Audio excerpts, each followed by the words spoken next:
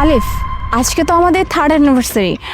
এক কাজ করো, এই ভিখারিটাকে 500 টাকা দিয়ে দাও। আল্লাহ, আমার বড় ছেলের বউ। ঠিক এই জানটি, এই নিন। বাবা, আল্লাহ তোমাদেরকে ভালো রাখুক, সুস্থ রাখুক, তোমাদের স্বামী স্ত্রীর সম্পর্ক যেন সবসময় এরকম থাকে।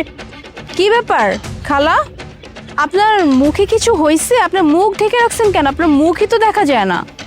না, আমার মুখে কিছু হয় নাই। খালা, আপনি বলতে পারেন আপনার মুখে কিছু হয়েছে নাকি? কোনো সমস্যা হলে বলুন, আমি দরকার পড়লে আমার হাজবেন্ডকে বলবো আরো কিছু টাকা বাড়িয়ে দিতে, যাতে চিকিৎসা করতে পারেন।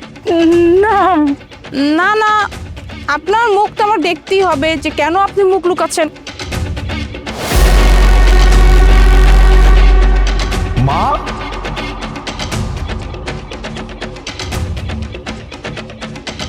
কি ব্যাপার মা? তুমি রাস্তায় বসে ভিক্ষা করছো?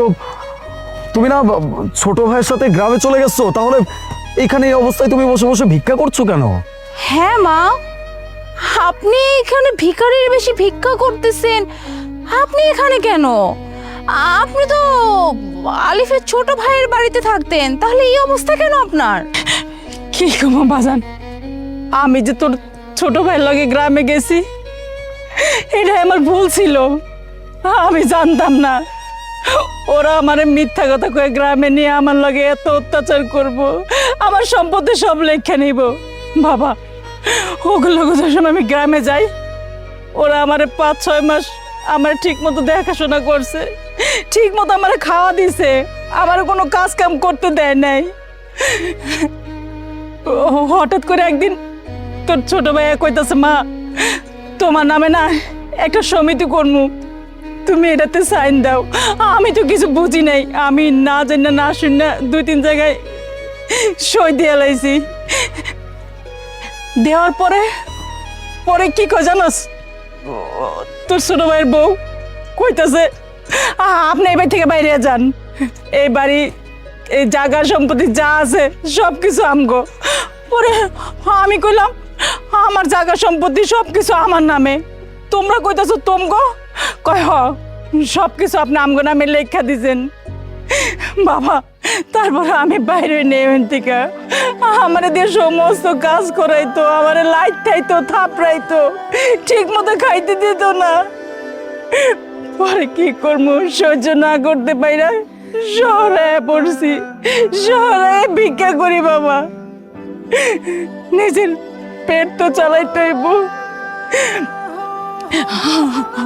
আমি তোমার কাছে যাওয়ার সাহস পাইনি বাবা।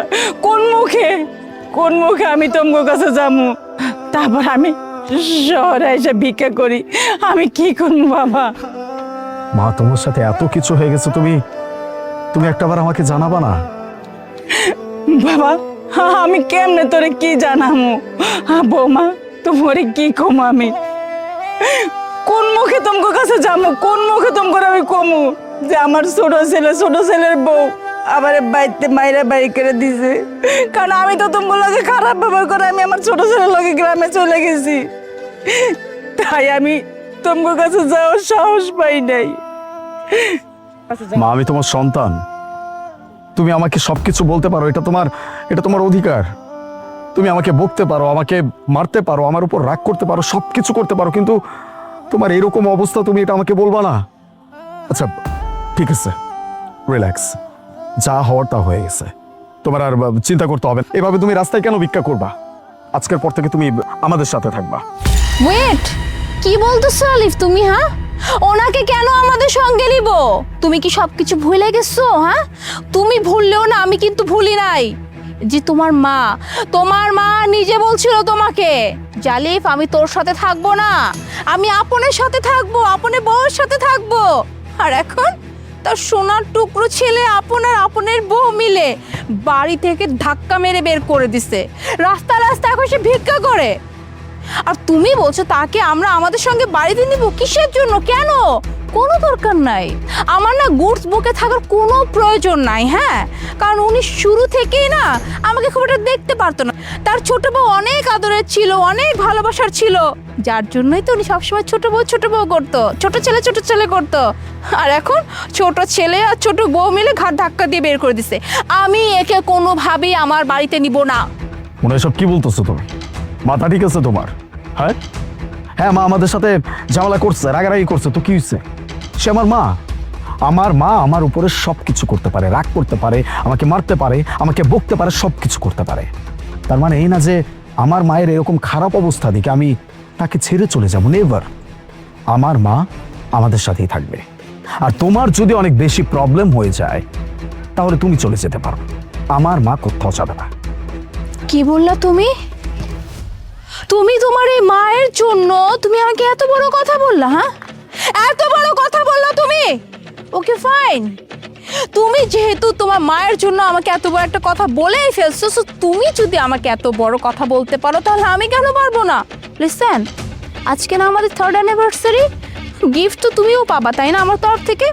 ওকে, আমি তোমাকে আমাদের এই অ্যানিভার্সারিতে গিফট দিচ্ছি যে আমি তোমাকে ছেড়ে সারা জীবনের জন্য চলে যাব। কারণ যে স্বামী তার নিজের মায়ের জন্য তার বউকে ছেড়ে দিতে পারে, এরকম স্বামীর সাথে আমি থাকবো না। এই যে থাকতে চাইছো না তোমার মাকে নিয়ে, ওকে ফাইন, থাকো, তুমি তোমার এই বুড়ি মাকে নিয়েই থাকো।